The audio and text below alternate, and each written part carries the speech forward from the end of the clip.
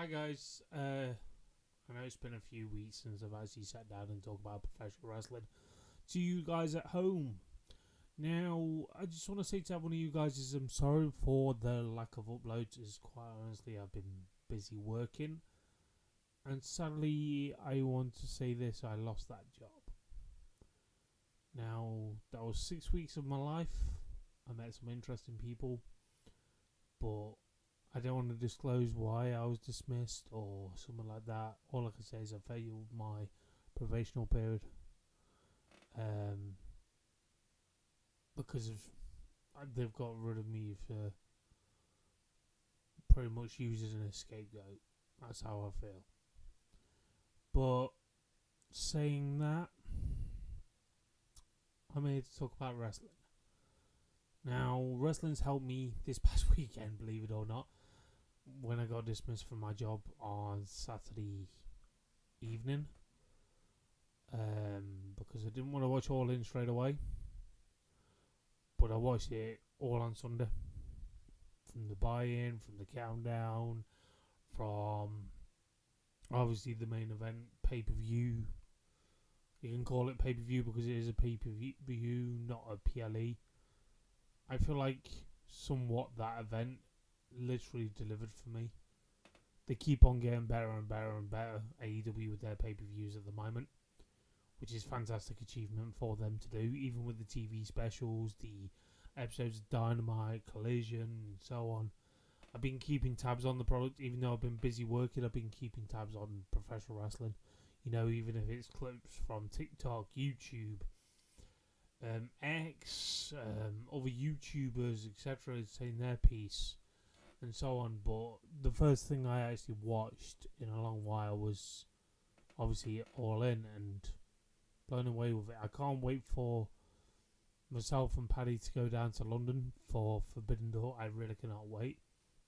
Luckily enough, I've paid for the hotel in advance. Luckily enough, I've paid for the coach in advance, because otherwise we would have been fucking struggling to go. On my vlog channel, I put a teaser out pretty much late last night. I didn't realise what time I actually uploaded it. And that's towards obviously my vlog intro, to give the feelers out to you guys that I've not forgotten about you guys. Because obviously I'm bringing you my vlog hopefully within the week of the event. Looking forward to it.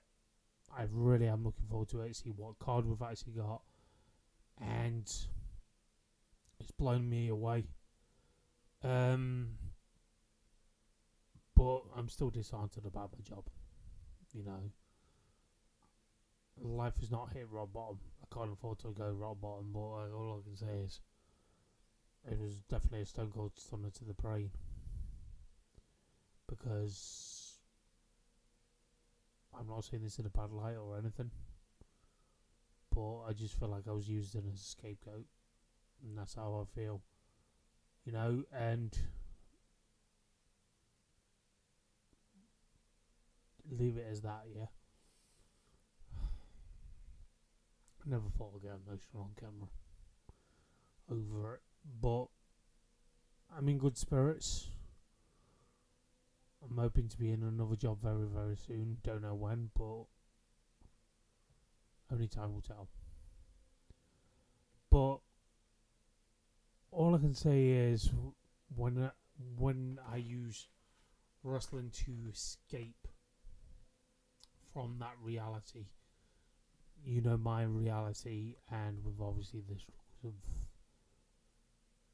losing a job, my mum being in and out of hospital, my brother-in-law being back in and out of hospital, witnessing all that wrestling helped me to get away from the reality, you might want to say.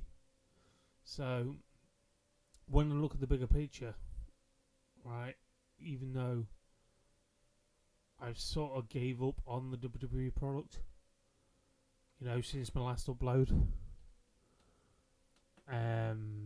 it's put me off one of my favourite PLEs of the year, Royal Rumble, when it was announced it's going to be at Saudi Arabia, even though it's on a good time zone for us to actually watch it. But it has really put me off it. But with a lot of things that's going off in the WWE world, it's very, very confusing.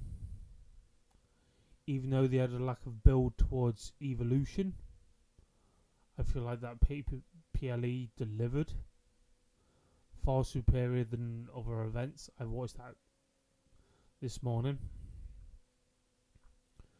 I feel like it delivered more than NXT. And then obviously with Seth being out injured, that kind of sucks because he has been the face of Raw since that group has formed. Now Seth's out injured. They put a gauntlet match on. And then all of a sudden you got Roman Reigns finally coming back. You know, I feel like Raw needs that face to go to. Now they're relying on the likes of Roman Reigns to fill in the void, what they tried to do with Seth. Now that's kind of weird. You know, I feel like how to word it. I feel like it's hard done by for us wrestling fans. You know, because it takes you to bring him back, even though you're in wage negotiations, as well as obviously he's filming Street Fighter, the movie which is out, I think, next year, which I'm highly looking forward to. The cast looks amazing. You know, you got the likes of Cody Rhodes in there, you got Roman Reigns in there, you got the likes of 50 Cent in there. You know, but the one thing that really worries me that WWE keep doing, even though Seth's out injured, you put this gauntlet match together. You could have easily done like a Money in the Bank match for Seth's Money in the Bank on Raw, or you could have done it on SmackDown, or you could have even done it on SummerSlam. You could have at least given us some hope, glimmering of hope, what's going to actually happen. But no, you put a gauntlet match together. But the one thing that really worries me when this match was put together, you had a golden opportunity to promote two young stars. Yes, LA Knight's been around the company for 4+ years now. You got the likes of Bron. You got the likes of Bron Breakker that's been just moved up to the main roster. You could have used him as the focal point. What you've been doing pretty much when he was spinning his shit recently, you could have easily done that. You could have put him facing the likes of Gunther. Even though they were face to face, you had a golden opportunity to do that.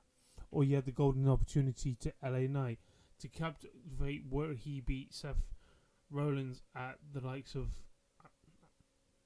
at Saturday Night Main Event due to his injury.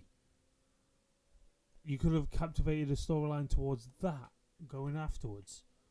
You know, he could be the one that's saying, yes, I put Seth out injured, etc., etc., etc., if you know what I mean. But no, you've gone with CM Punk.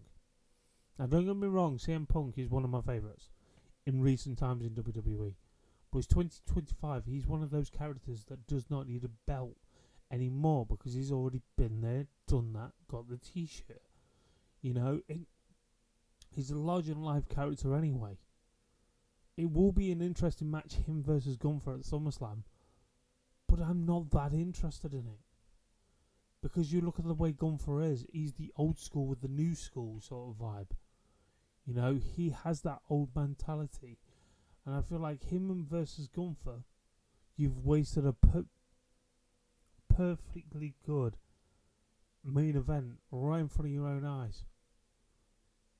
With the likes of Bron Breakker or LA Knight to elevate.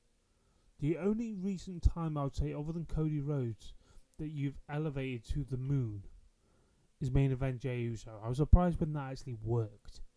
But it worked in WWE's favour. Don't get me wrong, but you didn't give him the title for that long. You know, I feel like you could have gave him a little bit longer than you did, but you didn't. Now you're putting CM Punk in that situation. I just feel like the way CM Punk is at the moment, he's not the CM Punk that we once knew. Yes, he still can go in the ring, but they're dubbing certain wrestlers as the new Hulk Hogan and so on like that. I feel like, in a way, CM Punk is that Hulk Hogan vibe, but he doesn't need a championship.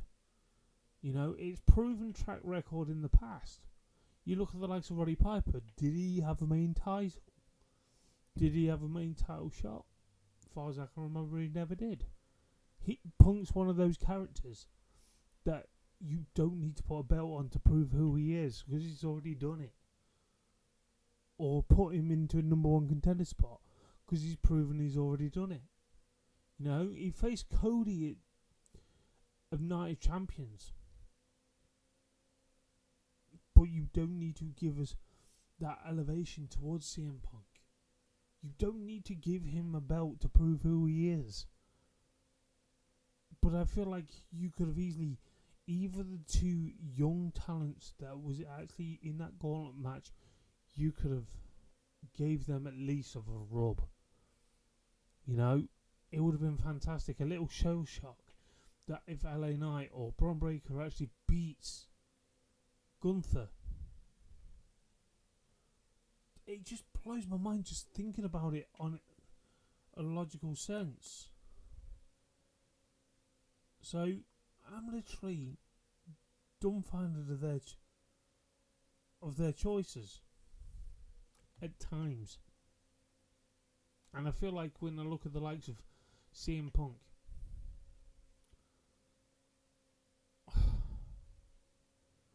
but the problem is we're going through the same palaver what I said, if I recall, on one of my videos. Who's going to be running the show? The thing is, the massive thing is, every time when I tune into a WWE product, I feel like there's going to be an advertisement for something like sponsorship or commercial ad break in the wrong place. You know, that's what destroys Saturday Night Main Event, which I've talked about in a previous upload towards about that. You know, you don't know if you're coming or going, but is this really your selling point? You know, you could have elevated it. You could literally, it's mad to think that you are thinking this way to bring the likes of CM Punk up to that level when he's already had he's literally had a title shot against Xena at Night of Champions. But this is the problem where it lies. They focus so much on the older people that have been around the roster for so long, and yet they don't get a look in. That's why I don't agree with them somewhat bringing back legends. They should stop focusing on these part-timers. I'm not saying CM Punk is a part-timer or Gunther is a part-timer, but I personally feel their mixed match of styles will not work in their favour. You need someone that is really hard-hitting to knock Gunther off his feet to shock the world. But the problem is, if you did put Bron Breakker in that predicament and he won that title, what would you do with Gunther afterwards? Because that's all he's known for. To being that world champion. It just baffles me to think that they're going down this route of going that way and literally saying, there's your number one contender, CM Punk. I don't know what CM Punk can do to Gunther, or that being like a 5-star match. I'm not saying this in a bad light, don't get me wrong, but I don't think that will deliver. I don't think, if it sold tickets itself, fair enough, but I feel like that match would not deliver. I think people are going to look at SummerSlam and say, those two nights sold just as bad as WrestleMania. I'm waiting for it. I heard Raw was a good show last night, which is a good thing because they're turning up a notch. The only reason why I feel like they're turning up a notch was it's one of the big four they're building. And they need to up their game. But no point in CM Punk as your number one contender. That's just my thoughts and opinions. Tell me your thoughts down below. And I'll catch you guys soon for another video.